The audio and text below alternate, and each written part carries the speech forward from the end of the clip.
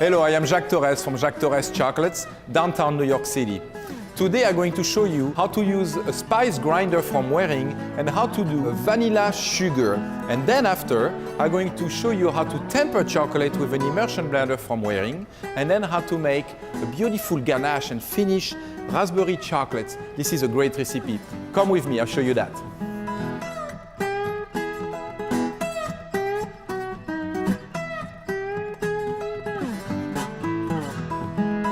So now I want to show you the best spice grinder on the market. Waring make it. I discovered this machine a few months ago, and I'm doing all my hot wicked chocolates, all the spicy hot chocolate that I sell in my store with this machine. It's great. One of the things that I love to do is recycle vanilla beans. And this is a good way to reuse the vanilla after you make your pastry cream, your crème anglaise, any kind of use of vanilla beans. We wash them, we dry them in a proofer or in the oven. Then what you can do after that is break them in a couple pieces, put them in a grinder. Careful your finger, that stuff is sharp. Then I'm going to grind them for a few seconds.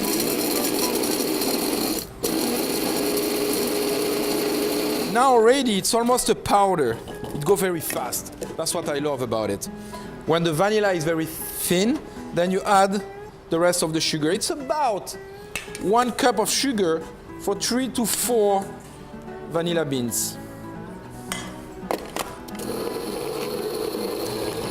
And then the use of that will actually be for any kind of pastry that you're going to do, cookies, cream, or just put on top of something. So I'm going to show you that. Look at that. And it smells really good. Another amazing piece of equipment, the Waring Immersion Blender. Small, battery operated, 25 minutes of use. This is great. What amazed me is how powerful it is. So when you need to temper chocolates, basically what's going on is the molecule of fat separates when you heat the chocolates. Chocolate melt, every molecule of fat break down. You have to put them back together. What you do, you melt the chocolates, but you leave some pieces in it, as you can see here. So now, when those pieces are going to be melted, the chocolate will be tempered. So what I do, I mix the chocolate and break down all those pieces, and that goes very fast. The immersion blender is breaking all the little pieces of chocolates, and this way, all the molecule of fat going to come back together, the temperature is coming down. We're going to end up at about 91 degrees Fahrenheit. So, chocolate is tempered. I'm going to take one of my mold, and you just put chocolates inside the mold, just like that. That's good.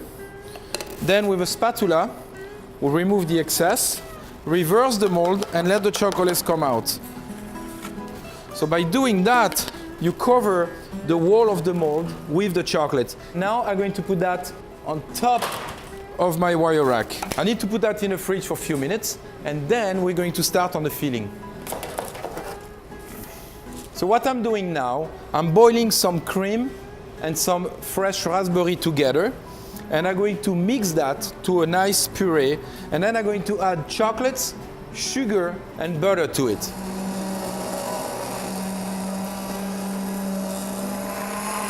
Now that everything is well mixed, next thing that I have to do is to add the chocolate. So the chocolate is going to start melting.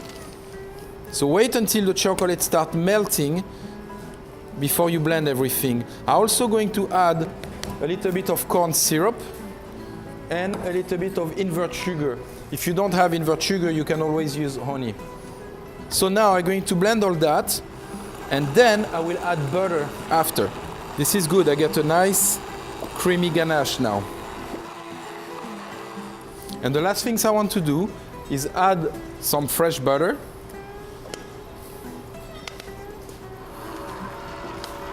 And that's going to bring even more creaminess to the ganache. And of course, when the butter is melted or mixed, the ganache is ready. So you can see here, the ganache doesn't break. The ganache get a little bit long like that. That means we have the right emulsion. That mixer is working well. Okay, now I'm going to put that on a bowl, let it cool down about half an hour, And then I'm going to be able to pipe the ganache into the chocolates. So I just fill my piping bag with a little bit of the ganache, and now I have to put that into the mold. Then the last thing that I have to do is cool down that mold a little bit, and then I'm going to cover it and close all those chocolates, all those bonbons with chocolates. Okay, now, as you can see, the ganache set. You see, if I move it, nothing is moving there. Take about 10 minutes in the fridge. So I'm going to put a little bit of the chocolates, put it on top like that. I have to go fast now because the mold are cold. Okay, now I spread the chocolates over, and it's almost done. So because the chocolate is pretty cold and the mold is cold, the chocolate should set pretty fast. And then put the chocolate inside top of the paper. Okay, couple left here. Voila, so we have beautiful raspberry chocolates. As you can see, the ganache is pretty red, it's full of flavor. This is actually one of my favorite chocolates. That works.